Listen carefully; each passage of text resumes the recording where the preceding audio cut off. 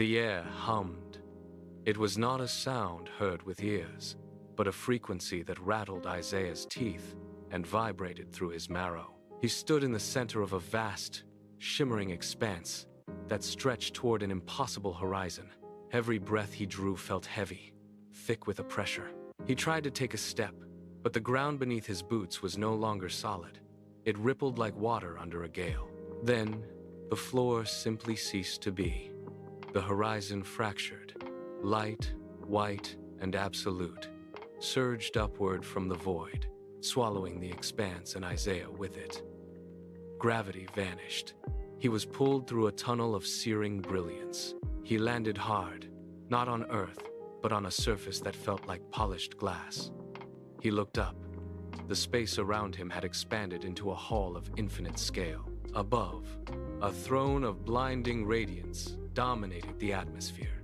The weight of authority here was physical, a crushing force. He could not look away. He could not move. He was a speck of dust before an altar of pure, unyielding power. The silence of the hall shattered. Above the throne, the atmosphere ignited. A sudden, violent flare of heat surged downward, turning the air into a furnace. From the heart of that brilliance, shapes began to coalesce. They did not appear. They burned into existence. 6-winged beings descended, their forms flickering like white-hot embers against the blinding backdrop. These were the Seraphim. They possessed no solid mass, no skin, no bone. Their bodies were composed entirely of living flame, a constant shifting dance of gold and violet heat. They hovered in a state of perpetual, controlled combustion, their presence radiating a dry, intense energy that singed the air. Isaiah shielded his eyes, but the radiance was relentless. It pushed past his hands, stinging his skin.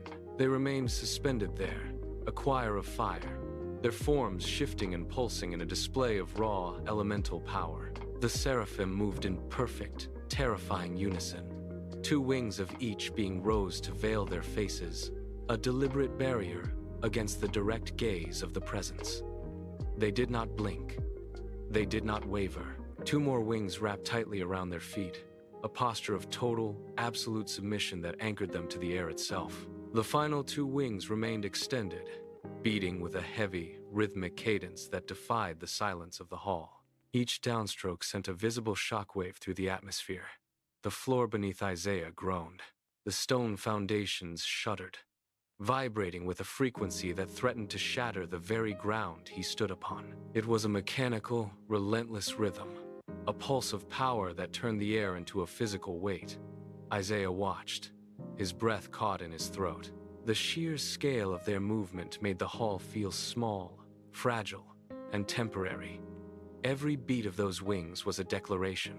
The rhythm of the wings reached a fever pitch, a blur of motion that turned the air into a solid wall of sound. Then, the silence broke. It was not a roar, but a singular, unified declaration that tore through the hall. Holy, holy, holy is the Lord of hosts. The words did not travel through the air. They struck the stone floor like falling hammers.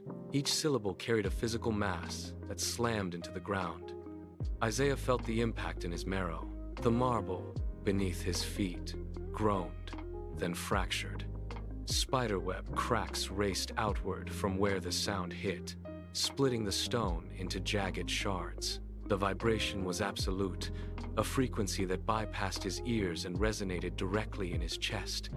He gasped, his own voice instantly swallowed. The sheer weight of the sound pressed down on him, a physical force that bent his spine. He tried to stand, but his legs failed. He collapsed, hands slamming into the cooling stone as he was forced to his knees. The air around him grew thick, vibrating. The chorus of praise continued, a rhythmic pulse that held the hall in a state of suspended gravity. Then, the pattern broke. One seraph detached from the burning line. It did not drift. It surged. It moved with a terrifying, graceful speed that made the air whistle in its wake. It reached toward the altar, its movements precise and devoid of hesitation.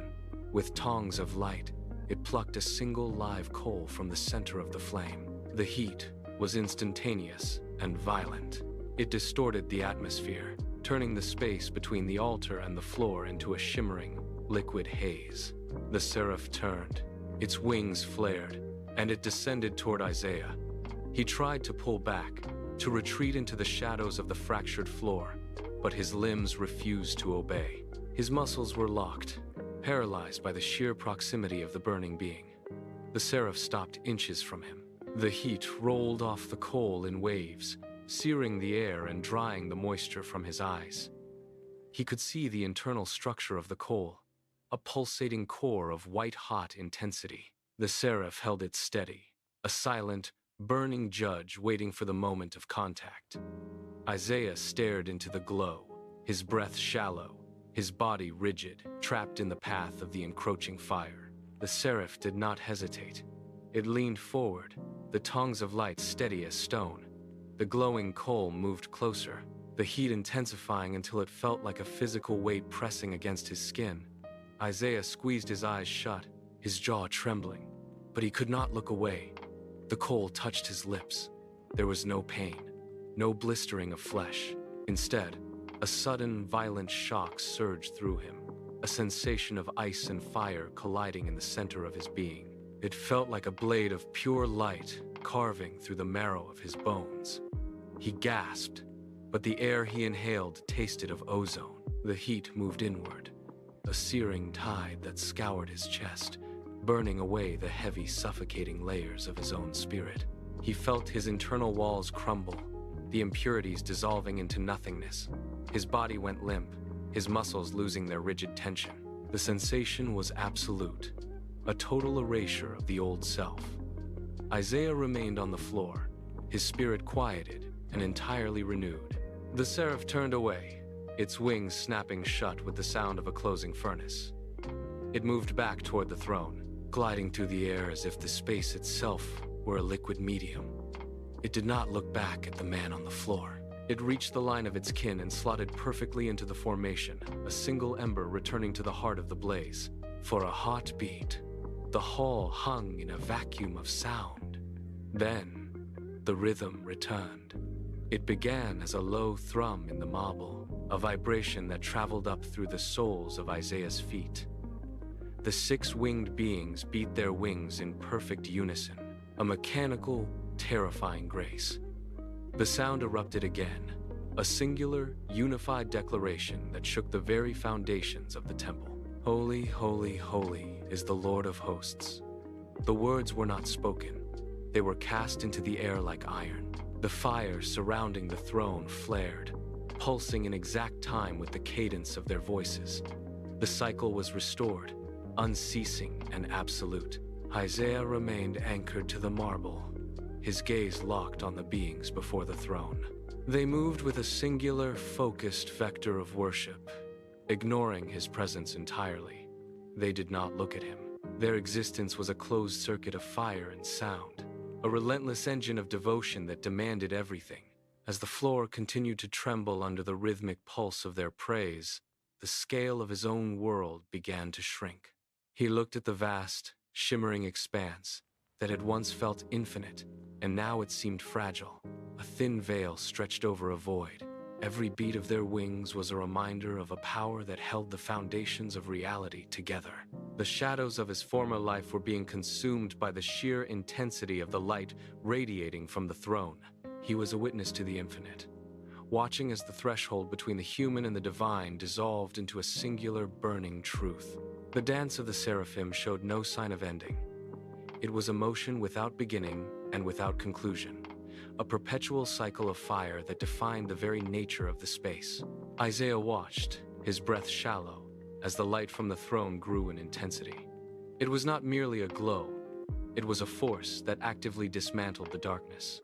Shadows that had clung to the corners of his vision were stripped away, dissolved by the sheer purity of the radiance. The marble floor, the distant echoes, the very concept of distance itself began to lose definition. Everything was becoming light.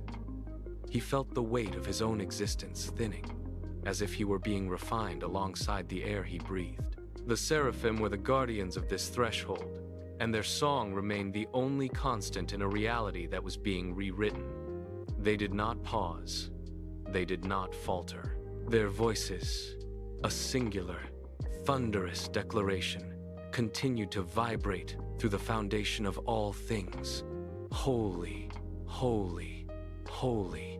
The words were the architecture of this place. As the light reached its zenith, the last remnants of the world Isaiah had known were consumed. There was no longer a distinction between the observer and the observed. Only the throne remained, a blinding, white-hot center of authority. The universe felt small, fragile, and utterly dependent on the one they served. In this final, transcendent moment, the shadows were gone, and the fire of their worship became the only truth that endured. The eternal dance continued, burning brighter than the stars, illuminating the infinite with a clarity that left no room for doubt, no room for darkness, and no room for anything but the absolute presence of the divine.